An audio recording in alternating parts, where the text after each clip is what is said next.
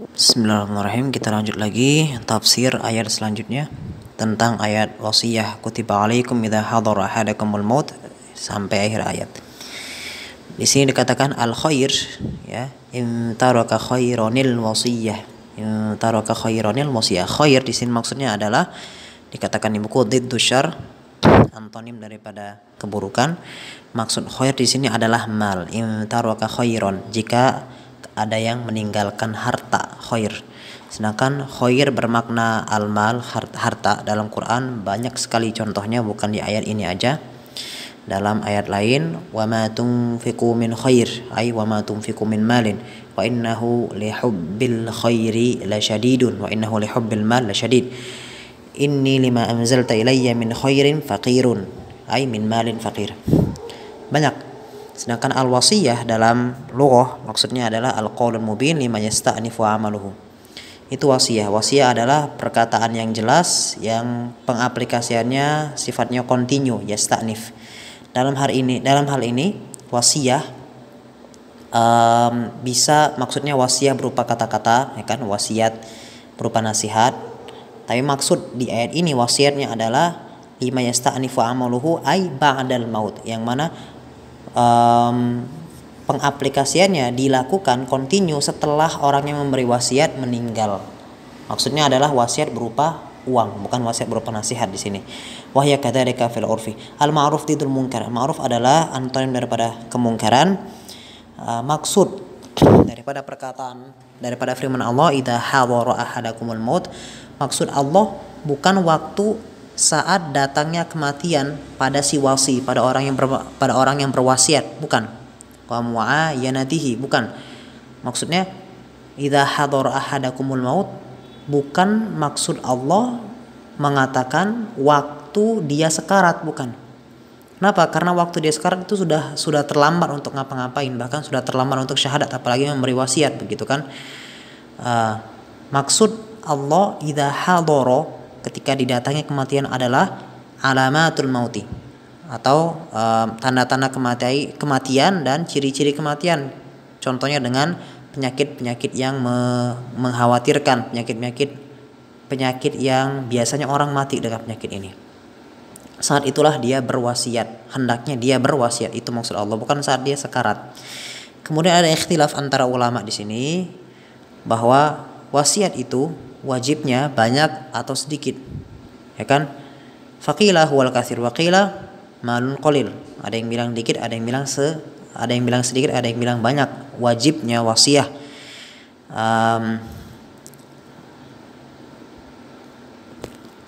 Afwan, maksudnya bukan tadi ikhtilafnya antara mufassirin adalah dua. Satu, wasiat harus banyak, kedua bukan sedikit, ya. Golongan kedua adalah yang mengatakan wasiat mau sedikit atau banyak dia tetap harus dikeluarkan, begitu. Qalilan kana au katsiran. Golongan pertama itu juga berkhilaf, yaitu golongan yang menafsirkan bahwasanya ayat wasiyah di sini maksudnya adalah wasiyah dalam jumlah banyak. Yang mengatakan banyak juga berikhtilaf. Ya, berikhtilaf dalam masalah batasan banyaknya. Faqila wal katsiru ghairu mahdud wa ba'dhum haddadahu. Golongan pertama yang mengatakan wasiat harus banyak, berkata juga golongan ini bahwasanya banyak tanpa batas. Banyak tanpa batas. Sedangkan golongan kedua yang bilang wasiat harus banyak, dia dalam jumlah yang banyak tapi dibatasi jumlahnya berapa. Dan mereka juga golongan kedua dari yang pertama, maksudnya golongan kedua yang mengatakan banyak tapi banyaknya harus dibatasi, itu juga berikhtilaf. Ibnu Abbas mengatakan idza taraka sab'ami'ati dirhamin fala yusi, jika dia meninggalkan berupa 700 dirham maka dia tidak wajib berwasiat kepada aqrabin dan walidaini. Jika uangnya mencapai 800 dirham maka dia wajib berwasiat. Maka tahdid di sini 800 menurut Ibnu Abbas. Menurut Qatadah harus 1000. Menurut Aisyah dalam hadis ini panjang, yang jelas ada orang yang ingin berwasiat, ketika ditanya duitnya berapa, kata Aisyah bertanya demikian, sahabat tadi menjawab uangku ada 3.000 dirham. Ditanya, kam'iyaluk, berapa anak kamu? Anakku 4. Kata Aisyah, ini yasir, ini duitnya sedikit untuk 4 anak. Fatrukhu li'iyalik fahwa afdal. Tinggalkanlah uang 3.000 dirham itu untuk keluargamu, lebih baik itu daripada kamu berwasiyah. Maka 3.000 untuk 4 anak itu terlalu banyak, ya. Terlalu sedikit untuk diwasiatkan, maka nggak wajib wasiat bagi orang tadi. Kemudian golongan pertama yang mewajibkan wasiat golongan kedua yang mewajibkan wasiat qalilan kana au katsir. Kenapa mereka mewajibkan wasiat tanpa dijelaskan jumlahnya banyakkah atau sedikit? Ya, kenapa mereka mewajibkan wasiat qalilan kana au katsiron? Al-mal maksudnya sedikit atau banyak mal si wasi. Jawabannya zahir, ya kan? Zahir sebab mereka mengatakan demikian karena ism khair dalam kutiba alaikum idza hadara ahadakumul mautu in taraka khaira dalam ayat ini mereka menganggap ism khair ini bisa kami terapkan dan kami aplikasikan untuk setiap mal, yang malnya keadaannya sedikitkah atau keadaannya banyak begitu. Dan Allah dengan kata khair ini tidak mentaksis jenis khair atau jenis mal tertentu. Itu hujjah golongan kedua yang mengatakan wasiat wajib qalilan kana au katsiran. Sedangkan ayat wasiat ini dalalahnya wajib. Maksudnya wasiat ini wajib. Namun ya itu jelas di sana ulama wajib gitu kan. Namun ulama terutama fuqaha ya berikhtilaf mansukhoka, ayat ini dinasahkah, telah dinasah atau belum dinasah, masih muhakkama, masih berjalan hukumnya. Jumhurul ulama mengatakan bahwa ayat ini telah dinasah. Dijelaskan lagi oleh Imam Syafi'i bahwasanya inna Allah ta'ala anzala ayatul wasiyah wa anzala ayatul mirath fahtamal an takuna wasiyah baqiyah ma'al mirath. Imam Syafi'i menjelaskan potensi ihtimal ataupun ada potensi bahwasanya ayat wasiat dan juga ayat miras yang berbunyi yusikumullahu fi auladikum lidzakari mithlul hazzil unsaya ini saling bertentangan. Ya, ayat miras yang tadi dan juga ayat wasiat yang barusan kita baca di awal kutiba alaikum ini saling bertentangan, maka ada ihtimal bahwasanya ayat miras ini menasah ayat wasiat tadi. Kemudian ulama mentarjih di antara dua ihtimal yang Imam Syafi'i jelaskan ini, bahwasanya iya benar ayat miras itu menasah ayat wasiat. La wasiyata liwarithin, ya kan, dan juga dijelaskan dalam hadis Rasul ya yang diriwayatkan oleh ashabul maghazi atau sahabat-sahabat yang ikut berperang bersama Rasul, yaitu perang di zaman di tahun Amul Fathi, ya kan, Fath Makkah. Rasul bersabda sempat la wasiyata liwarithin, tidak ada wasiat bagi ahli waris begitu. Walaupun ini khobarnya khobar ahad, tapi banyak ulama yang beriktimad dengan hadis ini begitu. Dan juga ini masuk masalah lain. Summa innal qailana bin naskhi, kemudian ulama-ulama yang mengatakan bahwa ayat wasiat ini telah dinasah dengan ayat mawaris, mereka juga berikhtilaf dalam masalah apa? Tawus dan qaumun, ya, ada satu golongan dan juga kaus maksudnya berada dalam satu pandangan dengan kaum ini mengatakan bahwasanya ayat wasiat ini dinasah dengan cara seperti ini. Tawus mengatakan annal wasiyata ila annal wasiyata lil walidin wal aqrabina al warithina nusikhat wa baqiyat lil qaraba ghairil warithina fa man awsa li ghairi qarabatin lam tajuz. Tawus mengatakan bahwasanya ayat wasiat tadi iya dinasah, tapi dinasah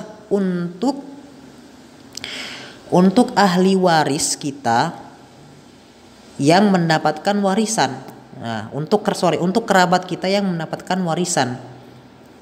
Dinasah maksudnya keluarga atau kerabat kita yang sudah dapat warisan karena furud muqaddarah, karena karena nisab, karena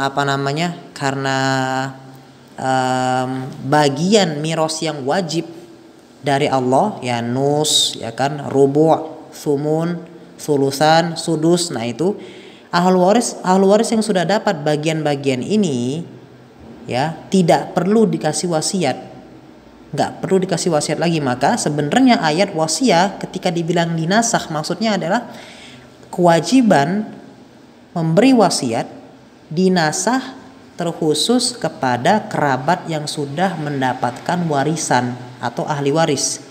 Sedangkan kerabat-kerabat kita yang mahjub, yang belum dapat warisan, imam mahjubnya karena ada ahli waris yang lain, atau imam mahjubnya karena dia jadi murtad, atau karena dia pernah membunuh, ya kan.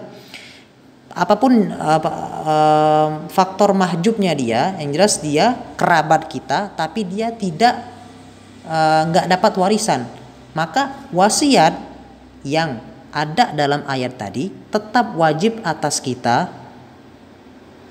sebagai wasi, wajib kita berikan kepada kerabat yang nggak dapat warisan, tapi dinasakh hukum wajibnya untuk kerabat yang yang sudah dapat warisan. Itu maksudnya. Maka penjelasan atau kesimpulannya dalam pandangan Tawus ini, tidak boleh kita berwasiat kepada orang-orang ajnabi, kepada selain korobah ajnabi, orang yang gak ada hubungan kerabat ataupun hubungan family, gak boleh.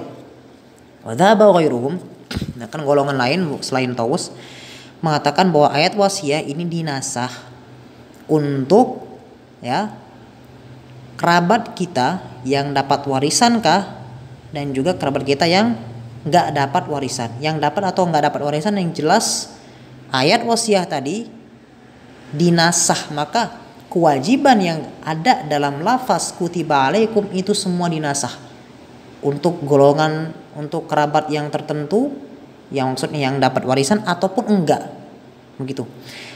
Hujjah daripada Tawus, ya, yang mengatakan bahwa ayat wasiat itu dinasakh untuk kerabat yang dapat warisan aja, tapi nggak dinasakh untuk kerabat yang nggak dapat warisan, ya.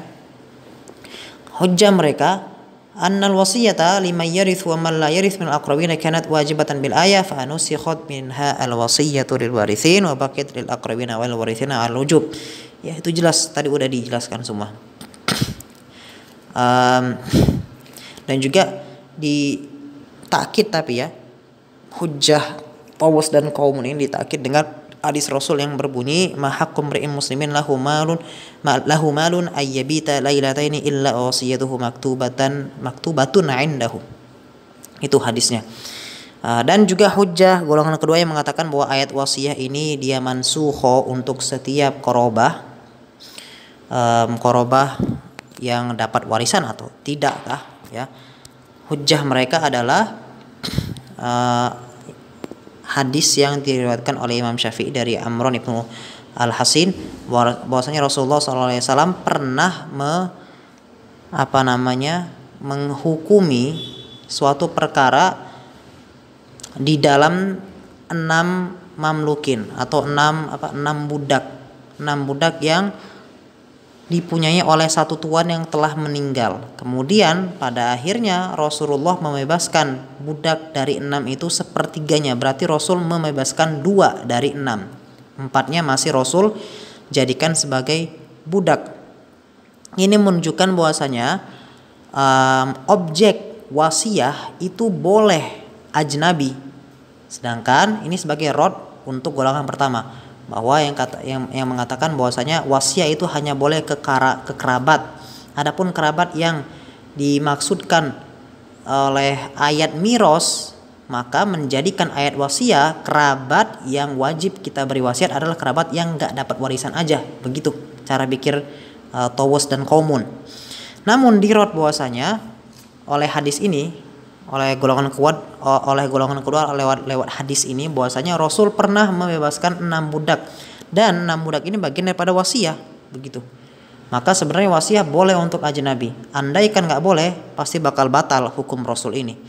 Namun ada golongan lain, Abu Muslim Al-Asfahani atau Dawud Az-Zahiri mengatakan bahwa ayat wasiat itu masih muhakkamah, masih berjalan hukumnya dan nggak dinasah, ya kan. Dan dinukil perkataan ini oleh Fakhrur Razi juga. perkataan Abu Muslim Al-Asfahani ini dinukil oleh Fakhrur Razi. Alasan kenapa dibilang demikian, kenapa ayat wasiyah masih muhakkam, kata Abu Muslim Al-Asfahani mengatakan singkatnya bahwasanya la munafata, tidak ada pertentangan ya antara ayat miros dan juga ayat wasiyah.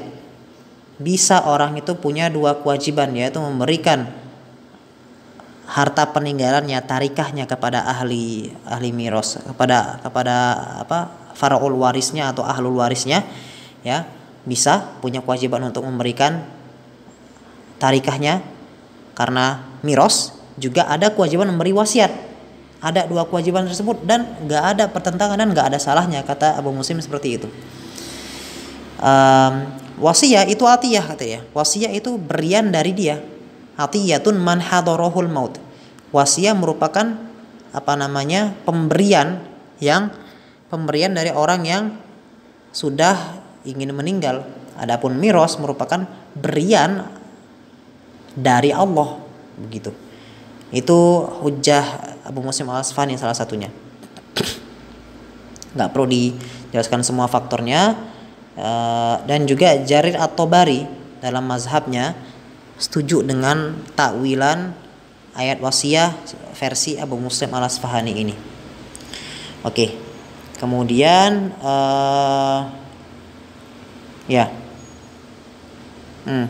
bahwa wasiat itu nggak boleh lebih dari 3, wasulusu katsir.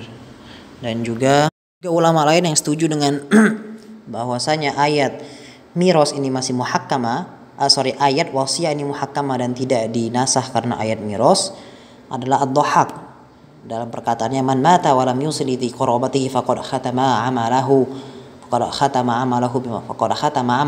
bima'siyah. Maka barang siapa yang dia meninggal dan belum memberikan wasiat kepada kerabatnya, maka dia telah menutup amalnya dengan kemaksiatan. Itu kata Dhahhak. Kata Masruq juga seperti itu. Ya. Ausi lidhi qarabatik mimman la yarithuk thumma da'il mala ala ma qassamallahu alaihi. Berwasiatlah kalian kepada kerabat-kerabat kalian, yaitu kerabat kalian yang tidak mendapatkan warisan dari kalian, kemudian tinggalkanlah uang kalian sesuai dengan apa yang Allah telah taksim, yaitu maksudnya furud muqaddarah itu. Sedangkan mazhab yang mengatakan bahwasanya ayat wasiyah ini mansukho, mereka mengatakan wasiyah itu tetap ada hukumnya, namun kewajibannya sudah tidak ada lagi. Adapun kalau kita mau berwasiyah, kita bisa berwasiyah bukan atas kewajiban tapi alan nadbi, mandub, sunnah, jadinya seperti anjuran, dan harus sepertiga wasulusu katsir, seperti itu. Kita sudah selesai dari ayat tafsiran semua tafsiran untuk ayat kutiba alaikum idza hadara ahadakumul maut sampai akhir ayat.